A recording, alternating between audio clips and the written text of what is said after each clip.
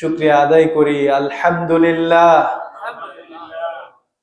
লাখো কোটি দরুদ এবং সালাম আমাদের প্রিয় নবী সাল্লাল্লাহু আলাইহি ওয়াসাল্লামের প্রতি, যার আনিত জীবন আদর্শের মধ্যেই মানবতার মুক্তি এবং কল্যাণ নিহিত রয়েছে।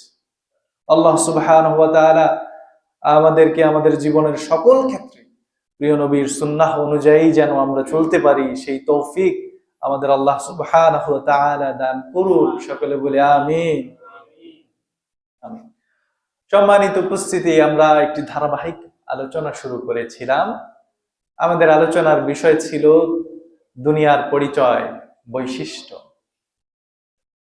এই পৃথিবীতে আমরা আছি, জীবন যাপন করছি, কিন্তু এই পৃথিবী সম্পর্কে, এই পৃথিবীর বৈশিষ্ট্য, চরিত্র সম্পর্কে যদি আমরা না জানি, তাহলে তো এটা হলো না। আসলে আপনি একটি জায়গায় যাবেন, সেই জায়গাটির বৈশিষ্ট্য সম্পর্কে যদি আপনার ধারণাই না থাকে, জানাশোনাই না থাকে, তাহলে তো আপনি বিচক্ষণ মানুষ আদৌ নন।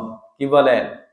আচ্ছা, যাই হোক, প্রিয় উপস্থিতি, আমরা ইতিমধ্যেই একটি বিষয় আলোচনা করেছি যে পৃথিবীর বৈশিষ্ট্য বা এর একটি অন্যতম পরিচয় হচ্ছে এই পৃথিবীর জায়গা, সময়গুলো একেবারেই ক্ষণস্থায়ী সময়।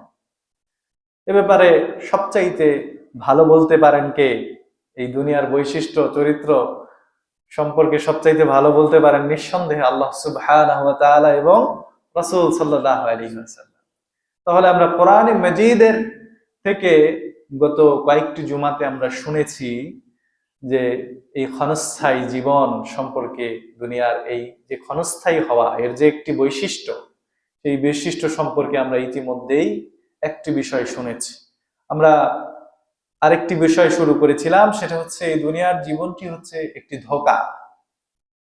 এই বিষয়টি সম্পর্কেও আমরা আল্লাহ সুবহানাহু ওয়া তাআলা এবং রাসূল সাল্লাল্লাহু আলাইহি ওয়াসাল্লাম কি বলেছেন কোরআন সুন্নাহ থেকে আমরা ধারাবাহিকভাবে শুনছিলাম। ইতিমধ্যেই আমরা অনেকগুলো আয়াত এবং অনেকগুলো হাদিস এই মর্মে শুনেছি, আলহামদুলিল্লাহ। তাহলে এই দুনিয়ার জীবনটা, এই দুনিয়ার একটি অন্যতম বৈশিষ্ট্য বা পরিচয় হচ্ছে এটি একটি ধোঁকা। দুনিয়ার জীবনটা একটা ধোঁকা, এটা একটা অন্যতম এই দুনিয়ার জীবনের, দুনিয়ার চরিত্র বা পরিচয় বা বৈশিষ্ট্য, যেটাই আমরা বলি। আল্লাহ সুবহানাহু ওয়া তাআলা সূরা আনআমের মধ্যে সেই বিষয়টি চমৎকার করে বলছেন। মানুষ এবং জিন জাতিকে উদ্দেশ্য করে আল্লাহ সুবহানাহু ওয়া তাআলা বলছেন, ইয়া মা'শারাল জিন্নি ওয়াল ইনসি আলাম ইয়াতিকুম রাসূলুম মিনকুম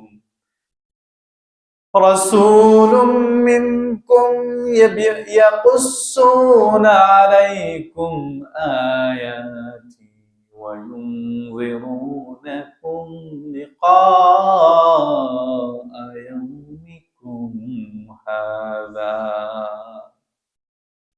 কিয়ামতের কঠিন মুসিবতের দিনে মানুষেরা যখন অবস্থা খারাপ হয়ে যাবে, সংকটাপন্ন অবস্থায়, আল্লাহ সুবহানাহু ওয়া তাআলা সেই দিন মানুষ আর জিন জাতিকে জিজ্ঞেস করবেন, আলাম ইয়াতিকুম রাসূল, আলাম ইয়াতিকুম রাসূল, তোমাদের কাছে কি কোনো রাসূল যায়নি? ইয়াকুসসুনা আলাইকুম আয়াতি ওয়া ইউনযিরুনাকুম লিকাআ ইয়াউমিকুম হাযা। আজকে আখিরাতের জীবনে তোমাদের যে বিপদের মধ্যে পড়তে হবে, তোমাদের জবাবদিহির মুখোমুখি হতে হবে, দুনিয়ার জীবনের সমস্ত হিসেবগুলো তুলে ধরতে হবে, তোমাদের কি কোনো সতর্ককারী যায়নি? আমার আয়াত কি তোমাদেরকে তারা তেলাওয়াত করে শোনায়নি? ওয়া ইউনযিরুনাকুম লিকাআ ইয়াউমিকুম হাযা ওয়া ইউনযিরুনাকুম, তোমাদেরকে কি সতর্ক করেনি লিকা ইয়াউমিকুম হাযা, আজকে যে আমার সাথে তোমাদের সাক্ষাৎ হওয়ার কথা, এই বিষয়টি কি তোমাদেরকে কোন রাসূল, কোন বার্তা প্রেরক, কোন সতর্ককারী কি তোমাদেরকে সতর্ক করেনি? ক্বালু শাহিদনা আলা আনফুসিনা, সেই দিন মানুষ এবং জিন জাতিদের মধ্য থেকে যারা বিপদগ্রস্ত হবে, যারা জাহান্নাম, যাদের ফয়সালা হয়ে যাবে, তার আগে যারা কঠিন জবাবদিহিতার মুখোমুখি পড়বে, ক্বালু শাহিদনা আলা আনফুসিনা ওয়া গাররাতহুমুল হায়াত, তারা সেদিন বলবে, হ্যাঁ আমাদের কাছে আমরা সাক্ষী, আমাদের কাছে একজন রাসূল এসেছিল, বার্তা প্রেরক এসেছিল কিনা। আজকের দুনিয়ায় রাসূল নাই, কিন্তু সেই রাসূলের কথাগুলো, আল্লাহর কোরআনের কথাগুলো কেউ না কেউ আপনাদের শোনাচ্ছে কিনা, শোনাচ্ছে কিনা?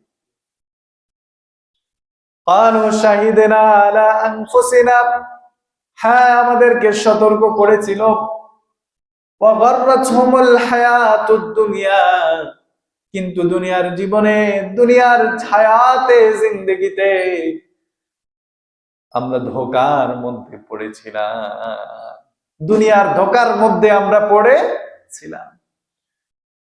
গাররাতহুমুল হায়াতুদ দুনিয়া, দুনিয়ার মায়ায়, ধোঁকায় আজকে যে রব আপনার সামনে দণ্ডায়মান হতে হবে, আপনার সাথে যে আমাদের দেখা হবে, আপনার কাছে যে আমাদের জীবনের হিসেবগুলো তুলে ধরতে হবে, দুনিয়ার ধোঁকায় আমরা সেটা ভুলে গিয়েছিলাম। নাউজুবিল্লাহ। আন্নাহুম কানু কাফিরিন, আমরা অস্বীকারীদের অন্তর্ভুক্ত হয়ে গিয়েছিলাম, আমরা অস্বীকার করেছিলাম। আমাদেরকে ইমাম সাহেব, খতিব সাহেব আমাদেরকে সতর্ক করেছিল, আল্লাহর কোরআনের আয়াত শুনিয়েছিল, কিন্তু আমরা সেই আয়াত আর সেই কথাগুলো কান দিয়ে ঢুকিয়েছিলাম ঠিকই, কিন্তু আমাদের হৃদয়ের অন্তঃকরণের মধ্যে সেইগুলো বিষয় নিয়ে চিন্তা করি না। গাররাতহুমুল হায়াতুদ দুনিয়া, গাররাতহুমুল হায়াতুদ দুনিয়া, দুনিয়ার ধোঁকা আমাদেরকে সবকিছু ভুলিয়ে দিয়েছে। তাহলে সেই দিন আফসোস করার আগে আজকেই আমাদের সতর্ক হওয়ার দরকার আছে না নাই? দরকার নাই? আছে। প্রিয় উপস্থিতি, সেই দিন যারা আফসোস করবে তাদের সেই দৃষ্টি, সেই চিত্র আল্লাহ সুবহানাহু ওয়া তাআলা কোরআনে মাজিদের মধ্যে তুলে ধরলেন। তুলে ধরার মাধ্যমে আমাদেরকে আল্লাহ সুবহানাহু ওয়া তাআলা সতর্ক করলেন, যাতে করে আমরা সেই দিন ওই আফসোসকারীদের মতো হয়ে না যাই। তাহলে দুনিয়ার জীবনের একটি, আমরা আলোচনা শুনছিলাম যে এর একটি অন্যতম বৈশিষ্ট্য হচ্ছে এটি ধোঁকা, এর মোহ, এর মায়ায় পড়ে যাওয়া কখনোই একজন ঈমানদারের জন্য সমীচীন হবে। তবে এই দুনিয়া, এটাকে এইভাবে চলতে হবে, নদীর উপর দিয়ে যেমনি ভাবে নৌকা চলে, কিন্তু নৌকা যদি ছিদ্র করে দেওয়া হয় তাহলে সেই নৌকার ভিতরে পানি ওঠে, নৌকা নদীর অতল গহ্বরে তলিয়ে যাওয়া সম্ভাবনা আছে না নাই? তলিয়ে যাবে। ঠিক দুনিয়ার জীবনটাও ঈমানদাররা সেইভাবেই চলবে, এর মোহে নিজেকে বিলীন করে দিবে। তাহলে আমরা গত জুমায়ও শুনেছিলাম যে দুনিয়ার অন্যতম বৈশিষ্ট্য হচ্ছে, এটা হচ্ছে একটা ধোঁকার জীবন। এটা আমাদের দ্বিতীয় নাম্বার বিষয় ছিল, দুনিয়ার পরিচয়। দুনিয়ার ৩ নাম্বার বৈশিষ্ট্য হচ্ছে এই দুনিয়ার জীবনটা এটি আকর্ষণীয় জীবন। কি জীবন? আকর্ষণীয় জীবন। দুনিয়ার ৩ নাম্বার পরিচয় হচ্ছে সৌন্দর্যমণ্ডিত, শোভাবর্ধন এবং আকর্ষণ। এই দুনিয়ার জীবন, এটি দুনিয়ার একটি অন্যতম বৈশিষ্ট্য। এটা আমরা 3 নম্বর বিষয় হিসেবে আজকে আলোচনা করবো ইনশাআল্লাহ। কিভাবে এই দুনিয়ার জীবনটা আকর্ষণীয় জীবন। এই দুনিয়ার ভিতরে আল্লাহ সুবহানাহু ওয়া তাআলা এমন কিছু বিষয় সৃষ্টি করে রেখেছেন যেগুলোর মধ্যে মোহ, আকর্ষণ দিয়েই রেখেছেন। আল্লাহ সুবহানাহু ওয়া তাআলা নিজেই বলছেন যে আমি এই দুনিয়ার কিছু জিনিসের মধ্যে মোহ এবং আকর্ষণ দিয়েই এগুলোকে সৃষ্টি করেছি। আল্লাহ সুবহানাহু ওয়া তাআলা এই দুনিয়ার জীবন যে আকর্ষণীয় জীবন, এর যে আকর্ষণ আছে, চুম্বক যেইভাবে লোহার দিকে আকর্ষিত হয়, লোহা যেইভাবে চুম্বকের দিকে আকর্ষিত হয়, হয় কিনা?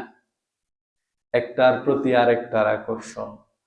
দুনিয়াও ঠিক তেমনি ভাবে বনি আদমকে তার বিভিন্ন উপকরণ দিয়ে আকর্ষণ করে কি করে না? করে। সেটা আল্লাহ সুবহানাহু ওয়া তাআলাই বলছেন। আল্লাহ সুবহানাহু ওয়া তাআলা বলছেন, যুইনা লিন-নাসি হুব্বুশ শাহাওয়াতি মিনান নিসাই ওয়াল বানীন।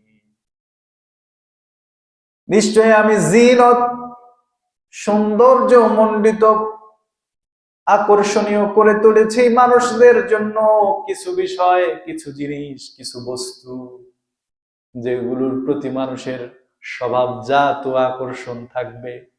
সেগুলো হচ্ছে মিনান নিসা। 1 নম্বরেই বলা হয়েছে নারী। 2 নম্বরে আল্লাহ সুবহানাহু ওয়া তাআলা বলছেন ওয়াল বানিন, সন্তান সন্ততি। আমাদের শিক্ষকরা আমাদেরকে আয়াতগুলো যখন তাফসীর পড়াতেন, তারা বলতেন যে একজন অবিবাহিত যুবকের তার প্রথম চাওয়া থাকে যে একটা নারী পেলেই হইল, আলহামদুলিল্লাহ। আমাদের উস্তাজরা আমাদেরকে বলতেন যে এটাই দরকার, আল্লাহ এটা পাইলেই আলহামদুলিল্লাহ, হালাল উপায়ে যদি হয়ে যায় তা আলহামদুলিল্লাহ। দেখা গেল যুবক পেয়ে গেল হালাল উপায়ে নারী, এরপরে সেই যুবকের আকর্ষণ বা আকাঙ্ক্ষা থেমে থাকে না। নারী পাওয়ার পর তার এখন এটাকে কেন্দ্র করে আরেকটি চাওয়া পাওয়া শুরু হয়, সেটা হচ্ছে ওয়াল বানীন, সন্তান সন্ততি। সন্তান সন্ততিও হলো, নারী হলো, সন্তান সন্ততি হলো। এই দুইটি জিনিস পাওয়ার পরে কি একজন মানুষের জীবনের আকাঙ্ক্ষা শেষ হয়ে যায় নাকি? শেষ হয় না। এবার চিন্তার বিষয়, নারী আর সন্তানকে কিভাবে ভালো রাখা যায়, কিভাবে তাদেরকে সুখী করা যায়। সেই জন্য আকাঙ্ক্ষা ক্রমান্বয়ে আরেকটি বেড়ে যায়। বল কানাতিরিল মুকান্তারাতি মিনাদ যাহাবি ওয়াল ফিদ্দা। এরপর যুবকের আরেকটা আকর্ষণ তৈরি হয়, আরেকটা আরেকটা জিনিসের প্রতি আকাঙ্ক্ষা তৈরি হয়, সেটা হলো স্তূপ স্তূপ স্বর্ণ রূপার প্রয়োজন পড়ে। অর্থাৎ স্বর্ণ রূপা, টাকা পয়সা, দিরহাম, দিনার, এগুলো এখন দরকার। এগুলো যদি হয়ে যায় তাহলে আলহামদুলিল্লাহ একটু ভালোভাবে থাকা যায়, একটু ভালোভাবে চলা যায়। এই যে 22 রিয়াল একটার পর একটা বনি আদমের যে আকাঙ্ক্ষা শুরু, সেটা আল্লাহ সুবহানাহু ওয়া তাআলা অত্যন্ত চমৎকার ভাবে 22 রিয়াল বলছেন, একটির পর একটি, একটির পর একটি। স্ত্রীর প্রতি ছিল আকর্ষণ, পেয়ে গেল। এরপরে সন্তান সন্ততি দরকার, আল্লাহ দিয়ে দিলেন। তারপরে দরকার এগুলোকে সুখী রাখার জন্য টাকা পয়সা, স্বর্ণ রূপা। আল্লাহ সুবহানাহু ওয়া তাআলা বলছেন, আল্লাহ টাকা পয়সাও দিল, স্বর্ণ রূপাও দিল, স্তূপ স্তূপ তার আকাঙ্ক্ষা এটাতেও যেন শেষ হচ্ছে না, এটাওতে যেন শেষ হচ্ছে না। ওয়াল খাইলিল মুসাওয়ামা, ওয়াল খাইলিল মুসাওয়ামা, যুবক তার আকাঙ্ক্ষা এখানেও সীমাবদ্ধ করছে না, সীমাবদ্ধ করার দরকার নাই।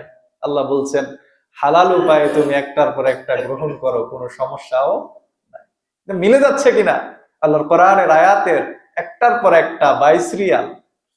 আমরা যার যার অবস্থান থেকে যারা বাবাজিরা আসছেন এখানে, তারা তো অনেক জীবনের অনেক অভিজ্ঞতা পার করেছেন।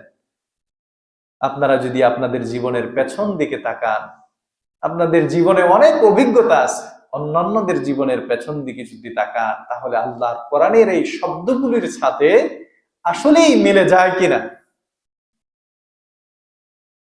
আল্লাহ সুবহানাহু ওয়া তাআলা বলছেন এরপর, যুবক, ওয়াল খাইলিল মুসাওয়ামা, বিশেষ ধরনের ঘোড়া দরকার, সাধারণ ঘোড়া না। খাইলিল মুসাওয়ামা, বিশেষ ধরনের ঘোড়া। চলার জন্য একটা বাহন হলে এখন সুন্দর হয়। স্ত্রী পুত্র নিয়ে, সন্তান আদি নিয়ে একটু ঘোরাফেরার জন্য স্বাচ্ছন্দ্যের বাহন যদি একটু থাকে, তাহলে জীবনটাকে আরো সুন্দর করে উদযাপন করা যায়। এ ধরনের আকাঙ্ক্ষা আছে না নাই?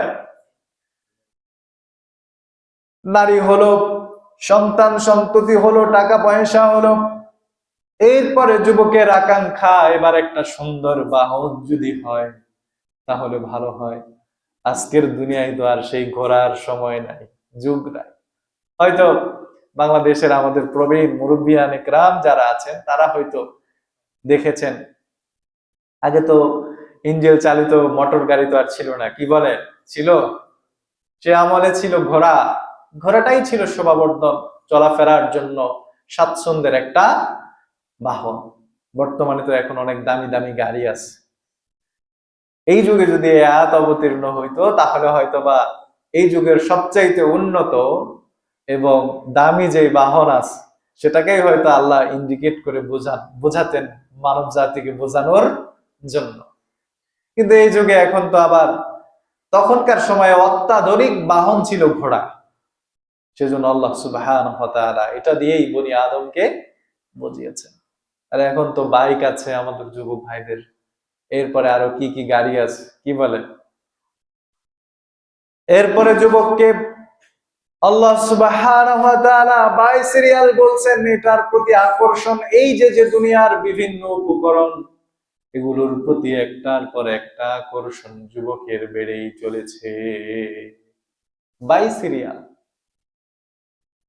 ওয়াল খাইলিল মুসাওয়ামা, বাইকও তার হয়ে গেল, গাড়ি বাহন হয়ে গেল, তারপরেও যেন তার আকর্ষণ শেষ হয় না, তার আকাঙ্ক্ষা যেন শেষ হয় না। আল্লাহ সুবহানাহু ওয়া তাআলা বলছেন, ওয়ালা নাআম, গবাদি পশু পাখি, বিশাল বড় যদি খামার থাকে, গবাদি পশু পাখি থাকে, এটা যদি থাকে, এটা একটা ব্যবসার কথা আল্লাহ ইন্ডিকেট করছেন। সে সময় তো লোকেরা উটের পাল, ভেড়ার পাল, আরো কি কি, যার যত বেশি আছে সে তত বেশি সম্পদশালী। কে কত বেশি উটের মালিক, সেটার উপরেই তো মূলত সেই সময় নির্ধারিত হতো কে কত বড় শিল্পপতি। আর এখন তো মানুষের অর্থ সম্পদ, ব্যবসা বাণিজ্যের বিভিন্ন হালাল উপায় উপকরণ বেড়েছে। এখন অনেক ধরনের হালাল ব্যবসা বেড়েছে যুগের আবর্তনে, কিন্তু সেই সময় লাক্সারিয়াস ব্যবসা ছিল যে কার কত বেশি উট আছে, ভেড়ার পাল আছে, ছাগলের পাল আছে। এটা আল্লাহ সুবহানাহু ওয়া তাআলা বলছেন, এখন এটার মধ্যেও সে সীমাবদ্ধ না, ল্যান্ড প্রপার্টি দরকার। আল্লাহ সুবহানাহু ওয়া তাআলা বলছেন, ওয়াল হারস, জমি জমা দরকার, আবাদি শস্য ক্ষেত দরকার। এইভাবে করে একটার পর একটা একজন মানুষের মধ্যে আকাঙ্ক্ষা বাই সিরিয়াল বাড়ে কি বাড়ে না। আল্লাহ সুবহানাহু ওয়া তাআলা বলছেন, বনি আদম, এই যে যে দুনিয়া, এই দুনিয়ার মধ্যে তোমাদের জন্য এমন কিছু বিষয়, এমন কিছু বস্তু, এমন কিছু জিনিস, উপকরণ আমি আল্লাহ সুবহানাহু ওয়া তাআলা তৈরি করে রেখেছি, যেগুলোর মধ্যে তোমাদের আকর্ষণ রয়েছে। নারী, সন্তান সন্ততি, ল্যান্ড প্রপার্টি, আবাদি জমি, এরপরে বাহন, একটার পর একটা বান্দার এই যে আকাঙ্ক্ষা একের পর এক বাড়ে কি বাড়ে না, বাড়ে কিনা? আপনাদের কারো নাই মনে হয় এগুলোর প্রতি আকর্ষণ? কি বলে, শুধু আমারই আছে নাকি? সবার। আল্লাহ সুবহানাহু ওয়া তাআলা এরপরে বলতে বলতে আল্লাহ সুবহানাহু ওয়া তাআলা বলছেন, যালিকা মাতাউল হায়াতিদ দুনিয়া ওয়াল্লাহু ইনদাহু হুসনুল মাআব। যালিকা মাতাউল হায়াতুদ দুনিয়া, এগুলো তো তোমার দুনিয়ার জীবনের সামান্য ভোগ্য সামগ্রী, এর চাইতে উত্তম জিনিস রয়েছে আল্লাহ সুবহানাহু ওয়া তাআলার। যালিকা মাতাউল হায়াতিদ দুনিয়া, এগুলো তো তোমার দুনিয়ার জীবনের সামান্য ভোগ্য সামগ্রী বান্দা। এগুলো পেয়ে তুমি আমি আল্লাহকে ভুলে যাও, দুনিয়ার মোহে তুমি তোমার নিজেকে বিলীন করে দিও না।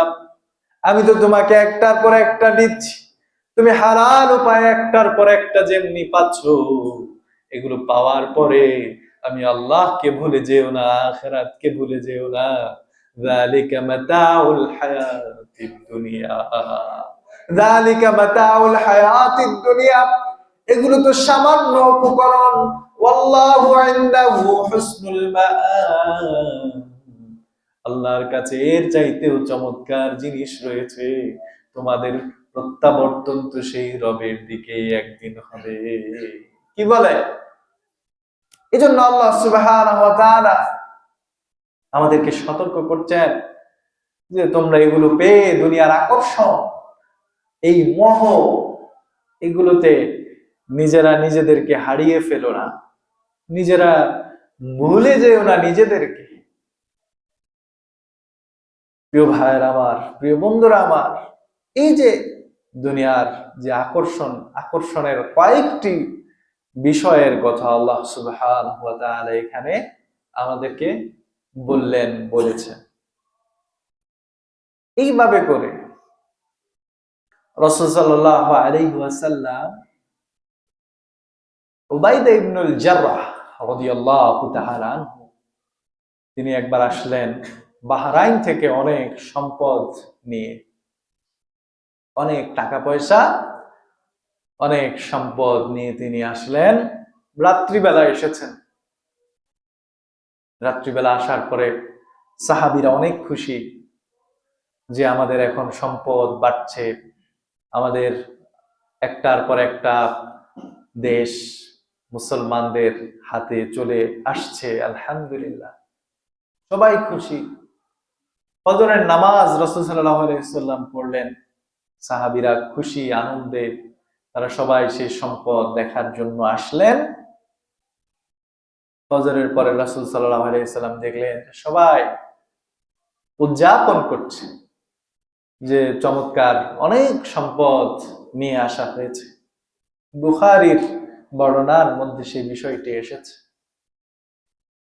রাসূল সাল্লাল্লাহু আলাইহি ওয়াসাল্লাম সাহাবীদের এই আনন্দ, এইগুলো দেখার পরে রাসূল সাল্লাল্লাহু আলাইহি ওয়াসাল্লাম বলছেন, ফাওয়াল্লাহি মাল ফাকরা আখশা আলাইকুম, আল্লাহ সুবহানাহু ওয়া তাআলার শপথ, মাল ফাকরা আখশা আলাইকুম, আমি তোমাদের দারিদ্র হওয়াকে ভয় করি না, আমি তোমাদের অভাবী হওয়াকে ভয় করি না, ওয়ালাকিন্নী আখশা আন তুবসাতা আলাইকুমুদ দুনিয়া, বরং আমি ভয় করি যেইভাবে ধন সম্পদ পাওয়ার প্রতিযোগিতা তোমাদের মধ্যে শুরু হয়েছে, যেভাবে করে দুনিয়ায় ধন সম্পদ তোমরা পাচ্ছ, আন তুবসাতা আলাইকুমুদ দুনিয়া কামা বুসিতাত আলা মান কানা ক্বাবলাকুম, তোমাদের পূর্ববর্তীদের মধ্যেও ঠিক এরকম ধন সম্পদ পাওয়ার প্রতিযোগিতা আরম্ভ হয়েছিল। মান কানা ক্বাবলাকুম, তোমাদের পূর্ববর্তীদের মধ্যেও এই ধরনের চরিত্র তাদের মধ্যেও শুরু হয়ে গিয়েছিল। ফাতানাফাসুহা কামা তানাফাসুহা, তারা এইভাবে করে একে অপরের সাথে প্রতিযোগিতার মধ্যে লিপ্ত হয়ে পড়ল। ওয়াতুহলিকাকুম কামা আহলাকাতহুম, আমি ভয় পাই তোমাদের পূর্ববর্তীরা ধন সম্পদের প্রতিযোগিতায় লিপ্ত হয়ে যেমনি ভাবে ধ্বংস হয়ে গিয়েছিল, তোমরাও আবার তেমনটি যেন না হয়ে যাও। রাসূল সাল্লাল্লাহু আলাইহি ওয়াসাল্লাম সাহাবীদেরকে সতর্ক করলেন যে এই যে ধন সম্পদ, এইগুলো আমি তোমাদের দারিদ্রতাকে ভয় পাই না, বরং আমি এইগুলোকে ভয় পাই। এইগুলা নিয়ে যখন তোমরা একে অন্যের সাথে প্রতিযোগিতায় লিপ্ত হয়ে পড়বে, এই প্রতিযোগিতার কারণে তোমাদের পূর্ববর্তীরা ধ্বংস হয়ে গিয়েছিল। আজকের যুগেও আল্লাহ না করুন তোমরাও যদি এই প্রতিযোগিতায় লিপ্ত হয়ে পড়ো, আল্লাহ এগুলোর আকর্ষণে তোমরাও যদি মোহগ্রস্ত হয়ে যাও, আল্লাহ না করুন তোমরাও না জানি আবার ধ্বংস প্রাপ্তদের অন্তর্ভুক্ত হয়ে যাও। এইভাবে করে রাসূলুল্লাহ সাল্লাল্লাহু আলাইহি ওয়াসাল্লাম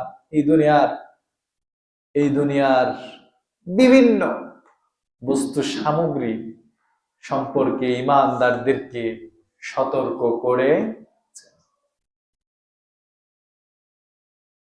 রাসূল সাল্লাল্লাহু আলাইহি ওয়াসাল্লাম বলেছেন, মুসলিমের বর্ণনার মধ্যে এসেছে, ইন্নাদ দুনিয়া হুলওয়াতুন খাযিরাতুন, ইন্নাদ দুনিয়া হুলওয়াতুন খাযিরাতুন।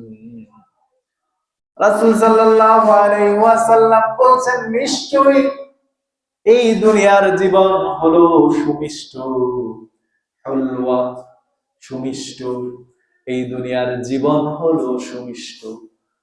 খাযিরাতুন সবুজ শ্যামল, এই দুনিয়ার জীবন সুমিষ্ট এবং সবুজ শ্যামল। মিষ্টির প্রতি আগ্রহ নেই এরকম মানুষ খুঁজে পাওয়া যাবে না। আমরা সবাই কিন্তু মিষ্টি জাতীয় জিনিস কম বেশি সবাই পছন্দ করি। আমাদের উস্তাজরা বলতেন যে বয়স যত বাড়বে মিষ্টির প্রতি আগ্রহ তত বাড়বে। মিষ্টি এতটাই বাড়বে বা বাড়ে যে একটা সময় দেখা যায় অনেকের ডায়াবেটিক হয়ে যায়। তো অনেকে তিতা কিন্তু সবার পছন্দ না, চুকা জাতীয় জিনিসও কিন্তু সবার পছন্দ না, কিন্তু হলওয়া মিষ্টি এটার প্রতি সবার কিন্তু কম বেশি আগ্রহ আছে। সবাই কেউ বেশি পছন্দ করে, কেউ কম পছন্দ করে, কিন্তু পছন্দ করে না এরকম মানুষ খুঁজে পাওয়া যাবে না। রাসূল সাল্লাল্লাহু আলাইহি ওয়াসাল্লাম বলছেন, ইন্নাদ দুনিয়া উলওয়া, নিশ্চয়ই তোমাদের এই দুনিয়ার জীবন, এই দুনিয়াটি হচ্ছে সুমিষ্ট, মিষ্টির মতো স্বাদ। খাযিরাতুন, এবং সবুজ শ্যামল, শস্য সুফলা। সবুজের দিকে আপনি যতই তাকাবেন আপনার ততই ভালো লাগবে। কি বলে? সবুজের দিকে যতই তাকাবেন, চিকিৎসা বিজ্ঞানীরা তো বলছেন যে সবুজের দিকে তাকালে চোখের জন্য এটা স্বাস্থ্যকর, চোখের জন্য এটা ভালো। তাহলে সবুজ শ্যামল, অন্য যত কালারই আছে সব কালার গুলোর মধ্যে সবুজ, এই সবুজ যেন মানুষের চোখের জন্য খুবই একেবারে কমফর্ট একটা কালার। তাহলে রাসূল সাল্লাল্লাহু আলাইহি ওয়াসাল্লাম যে দুইটা জিনিস দিয়ে মানুষদেরকে বোঝালেন, সেটা হচ্ছে হুলওয়া হাজিরাতুন, সুমিষ্ট সবুজ শ্যামল। রাসূল সাল্লাল্লাহু আলাইহি ওয়াসাল্লাম বলছেন, নিশ্চয়ই এই দুনিয়া এটি সুমিষ্ট এবং সবুজ শ্যামল। ওয়া ইন্নাল্লাহা মুস্তাখলিফুকুম ফিহা, আর আল্লাহ তাআলা তোমাদেরকে এই দুনিয়ার খেলাফত দান করেছে, প্রতিনিধিত্ব দান করেছে। দুনিয়ায় তোমরা আছো, জীবন যাপন করছো। এই দুনিয়ার মালিক আল্লাহ সুবহানাহু ওয়া তাআলা বনি আদমকে করে দিয়েছেন। ফায়ানজুরু কাইফা তা'মালুন, আল্লাহ সুবহানাহু ওয়া তাআলা দেখতে চায় এই দুনিয়ার জীবন পাওয়ার পরে তোমরা কিভাবে তোমাদের জীবনকে অতিবাহিত করো। শস্য শ্যামলা সুজলা সুফলা সুপেয় সুন্দর এই দুনিয়া, এই দুনিয়ার মালিক তোমাদেরকে বনি আদম আল্লাহ সুবহানাহু ওয়া তাআলা প্রতিনিধিত্ব দিয়ে দিলেন, ভোগ করার সামর্থ্য দিয়ে দিলেন। এর মাধ্যমে আল্লাহ সুবহানাহু ওয়া তাআলা দেখতে চান তোমাদের জীবন যাপনটা কেমন হয়। তোমরা আদৌ আল্লাহ সুবহানাহু ওয়া তাআলার বিধান অনুযায়ী নিজেদের জীবনটাকে পরিচালনা করো, নাকি নিজেদের মতো করে নিজেদের চিন্তার আলোকে নিজের জীবনকে পরিচালনা করো। দুনিয়ার নাজ নেয়ামত এইগুলোকে তোমরা উপভোগ করো আল্লাহর দেওয়া বিধান অনুযায়ী, রাসূল সাল্লাল্লাহু আলাইহি ওয়াসাল্লামের দেওয়া বিধান অনুযায়ী, নাকি নিজেদের খাহেশাত, নিজেদের নফসানিয়াত, নিজেদের আকাঙ্ক্ষাকে সামনে রেখে এগুলোকে ব্যবহার করো। অতঃপর রাসূল সাল্লাল্লাহু আলাইহি ওয়াসাল্লাম বনি আদমদেরকে সতর্ক করলেন, ফাত্তাকুদ দুনিয়া ওয়াত্তাকুন নিসা, ফাত্তাকুন দুনিয়া ওয়াত্তাকুন নিসা, হে বনি আদম দুনিয়ার ব্যাপারে সতর্ক থাকো। দুনিয়া যে কোনো সময় তোমাকে গ্রাস করে ফেলতে পারে। ওয়াত্তাকুন নিসা, নারীদের ব্যাপারেও সতর্ক থাকো। কে বলছেন? আল্লাহ সুবহানাহু, রাসূল সাল্লাল্লাহু আলাইহি ওয়াসাল্লাম।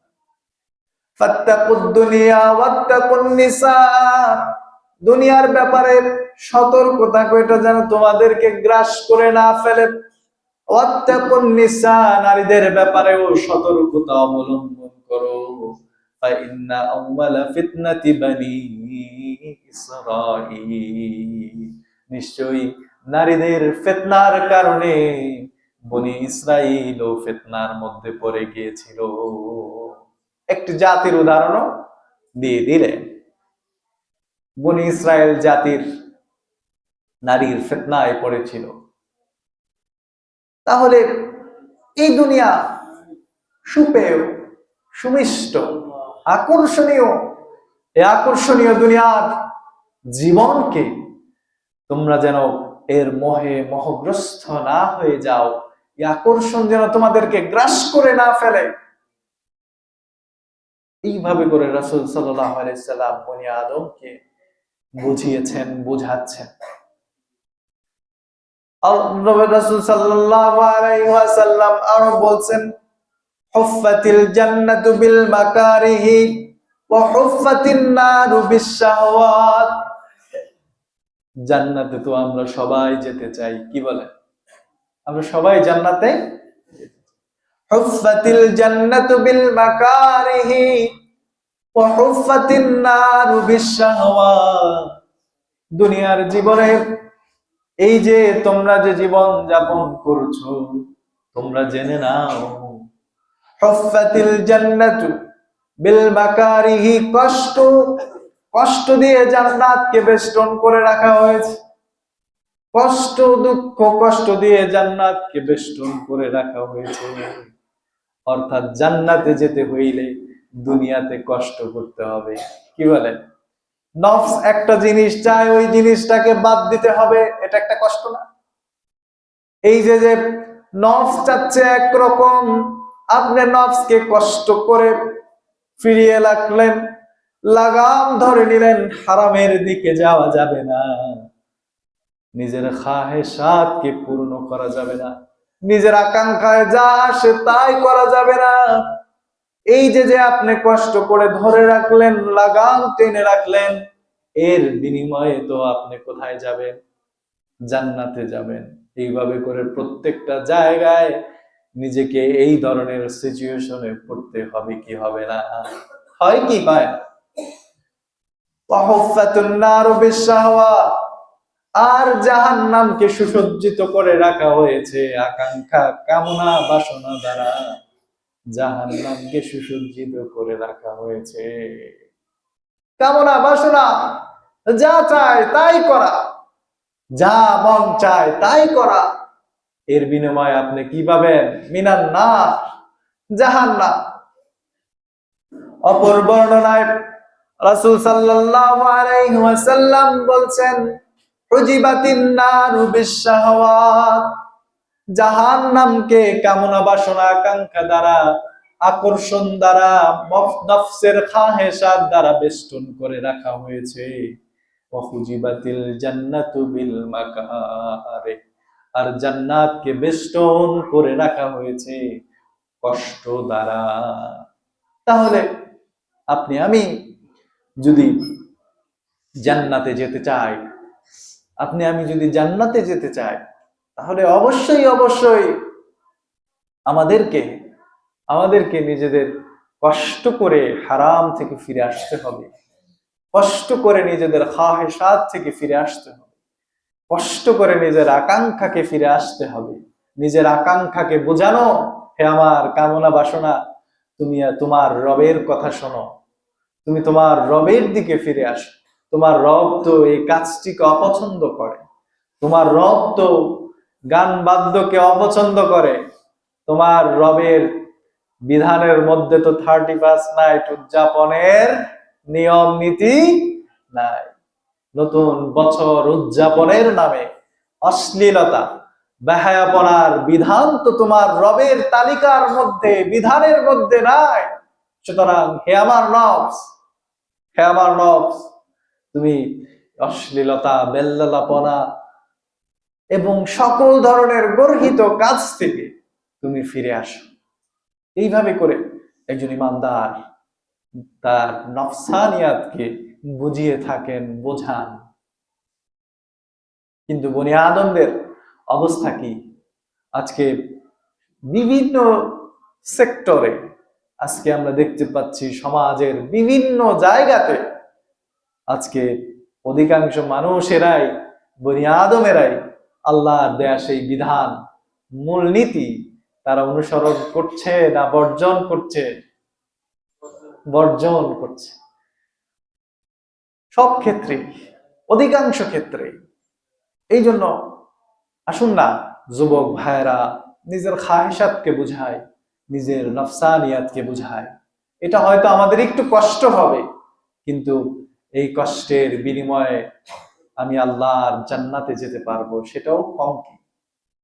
দূর থেকে যখন বাদ্যযন্ত্রের আওয়াজ বাজে এবং সেই বাদ্যযন্ত্রের আওয়াজ যদি আপনার হৃদয়ের মধ্যে, অন্তঃকরণের মধ্যে ভালো লাগা তৈরি করে, তাহলে বুঝতে হবে আপনার নফস এখনো পরিপূর্ণ মুসলমান হয় নাই।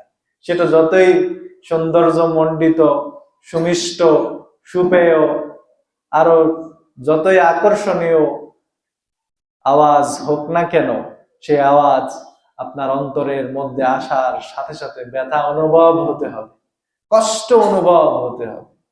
যখনই কষ্ট অনুভব হবে দিন বিরোধী কোনো কার্যকলাপ দেখে, তখনই আপনি বুঝতে পারবেন যে প্রকৃত অর্থে আপনি আসলে একজন ইমানদার হিসেবে যেমন থাকার কথা, সেই পথেই থাকার চেষ্টা করছেন।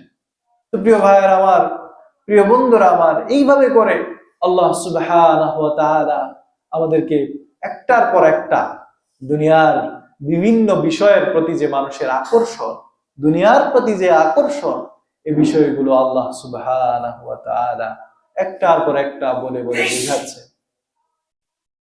আল্লাহ সুবহানাহু ওয়া তাআলা সূরা তাগাবুনের 14 নম্বর আয়াতের মধ্যে আল্লাহ সুবহানাহু ওয়া তাআলা বলছেন, ইয়া আইয়ুহাল্লাযীনা আমানু ইন্না মিন আজওয়াজিকুম ওয়া আওলাদিকুম আদুওয়া।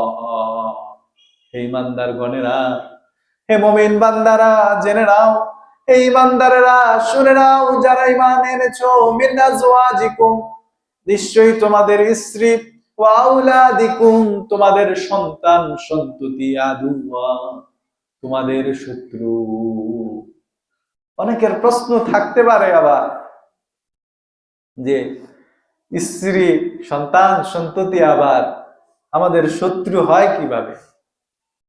আল্লাহ সুবহানাহু ওয়া তাআলা বলছেন, ফাহযারুহুম, তাদের ব্যাপারে সতর্কতা অবলম্বন করো। স্ত্রী তোমাদের শত্রু, স্ত্রীদেরকে বলা হচ্ছে তোমাদের স্বামীরা তোমাদের শত্রু, তোমাদের সন্তান সন্ততি তোমাদের শত্রু। কখন শত্রু? যখন স্বামী দিন পালন করছে কিন্তু স্ত্রী দিন পালন করছে না। স্ত্রী দিন পালন করছে কিন্তু স্বামী দিন পালন করছে না। সন্তান সন্ততিরা দিন পালন করছে না কিন্তু পিতা দিন পালন করছে। পিতা দিন পালন করছে কিন্তু সন্তান সন্ততিরা দিন পালন করছে কিন্তু পিতা দিন পালন করছে না। এইভাবে করে মুফাসসিরিন ইকরামগণ বলছে তোমরা একে অপরের শত্রু। তাফসিরে রুহুল মাআনির মধ্যে এই আয়াতের ব্যাখ্যায়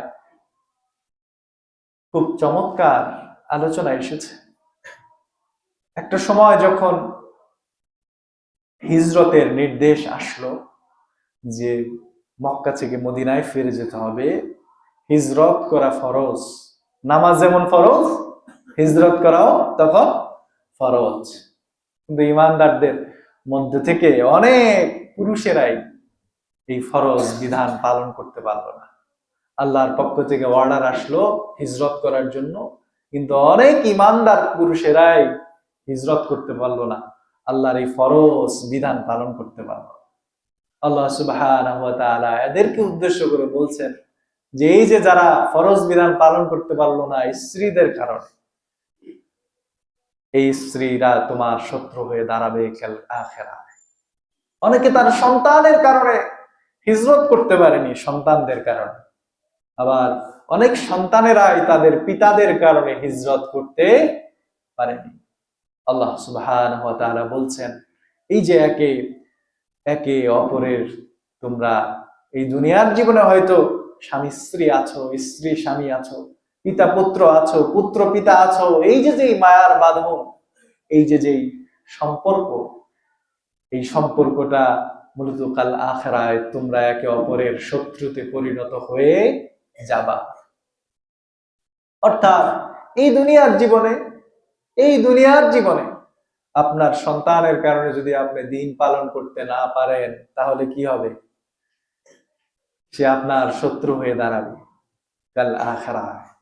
অথবা সন্তান দিন পালন করছে কিন্তু পিতা দিন পালন করছে না, এই যে একে অপরের ডিভাইডেশন হয়ে যাবে কাল আখিরাত।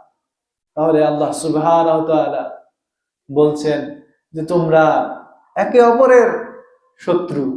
কেন শত্রু? এই কারণে শত্রু। তাহলে এই কারণগুলো মুছে ফেলার দরকার আছে না নাই? গুছে ফেলার দরকার আছে না নাই?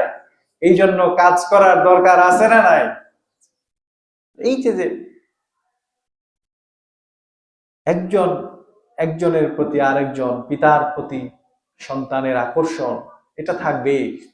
রাসূল সাল্লাল্লাহু আলাইহি সাল্লাম তার নিজেরও ছিল এই আকর্ষণ। রাসূল সাল্লাল্লাহু আলাইহি সাল্লাম তার নিজেরও আকর্ষণ ছিল। আবু দাউদের মধ্যে এসেছে বিশুদ্ধ বর্ণনা, খাতাবানা রাসূলুল্লাহ সাল্লাল্লাহু আলাইহি ওয়াসাল্লাম, মিম্বারে দাঁড়িয়ে বিশ্বনবী সাল্লাল্লাহু আলাইহি ওয়াসাল্লাম খুতবা দিচ্ছিলেন, বক্তৃতা করছিলেন। ঠিক ওই মুহূর্তে হাসান আর হুসাইন মসজিদে হাজির। দুইজনেই মসজিদে হাজির। ফাআনজালা ফাআখাযাহুমা, রাসূল সাল্লাল্লাহু আলাইহি ওয়াসাল্লাম তাদেরকে দুইজনকে দূর থেকে দেখেই তিনি মিম্বার থেকে নেমে গেলেন, দুইজনকে কোলে নিলেন, আদর করলেন, তারপরে তিনি মিম্বারে উঠে আবার বক্তব্য দেওয়া আরম্ভ করলেন। এই যে যে আকর্ষণ, এটা থাকবে, এটা থাকাটাই স্বাভাবিক। এটা কি চারটিখানি কথা? এখন আমি এই বক্তব্য রাইখা আপনাদের সামনে, আমার কেউ আসছে, তাকে আদর টাদর করে আবার মিম্বারে এসে বক্তব্য দেওয়া। রাসূল সাল্লাল্লাহু আলাইহি ওয়াসাল্লাম বলছেন, সুম্মা ক্বালা, মিম্বারে তিনি দাঁড়ালেন, বললেন, সাদাকাল্লাহ, নিশ্চয়ই আল্লাহ সুবহানাহু ওয়া তাআলা সত্য বলেছেন, আন্নামা আমওয়ালুকুম ওয়া আওলাদুকুম ফিতনা, নিশ্চয়ই তোমাদের সন্তান সন্ততি, তোমাদের ধন সম্পদ, এইগুলো তোমাদের জন্য পরীক্ষা ছাড়া আর কিছুই নয়। নিশ্চয়ই আল্লাহ সুবহানাহু ওয়া তাআলা সত্যই বলেছেন, যার প্রমাণ এখনই তোমরা পেয়ে গেলে। তাহলে রাসূল সাল্লাল্লাহু আলাইহি ওয়াসাল্লাম বলছেন, এগুলোর প্রতি তোমাদের আকর্ষণ থাকবে, কিন্তু এগুলোই যেন তোমাদের আল্লাহ এবং রাসূল সাল্লাল্লাহু আলাইহি ওয়াসাল্লামের চাইতে মূল বিষয় না হয়ে যায়। আজকে এই পর্যন্তই, আমাদের সময় শেষ। বাকি আলোচনা ইনশাআল্লাহ আগামী জুমাতে আবার হবে। সুবহানাকাল্লাহুম্মা ওয়া বিহামদিকা, আশহাদু আল্লা ইলাহা ইল্লা আনতা, আস্তাগফিরুকা ওয়া আতুবু ইলাইক।